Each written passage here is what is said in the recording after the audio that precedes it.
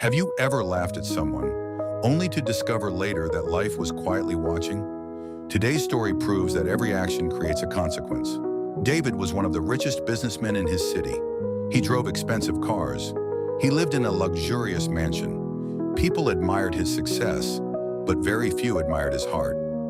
David believed that poor people were simply lazy. Whenever he saw someone asking for help, he would turn away with a look of disgust.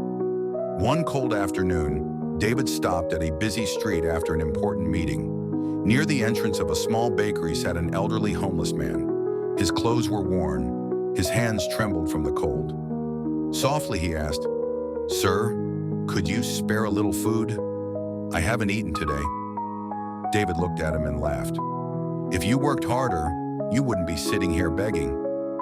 Several people nearby heard his words. Some looked away in embarrassment. Others simply continued walking. The old man lowered his head. He said nothing.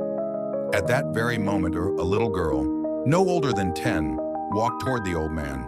She carried only a small sandwich her mother had packed for lunch. Without hesitation, she smiled and handed it to him. "I hope this helps." The old man's eyes filled with gratitude. He accepted the sandwich with shaking hands. Then he quietly said, "Kindness always finds its way back." David overheard those words and smirked.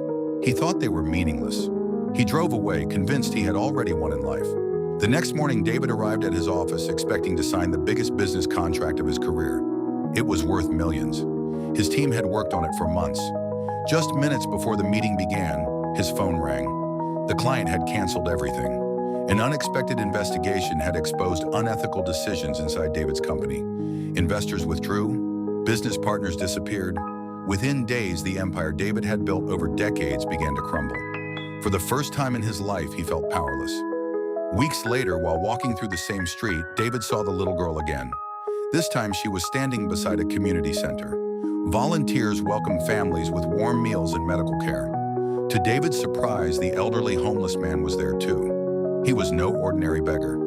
Years earlier, he had quietly donated much of his wealth to charitable organizations before losing everything during an economic crisis. Despite his hardships, he never stopped believing in compassion. The volunteers smiled warmly at the little girl. Her family had recently received help after her father lost his job. The kindness she had shown had inspired many others to support them. David stood silently.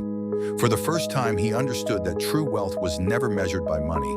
It was measured by the kindness we leave behind. Pray you need eat.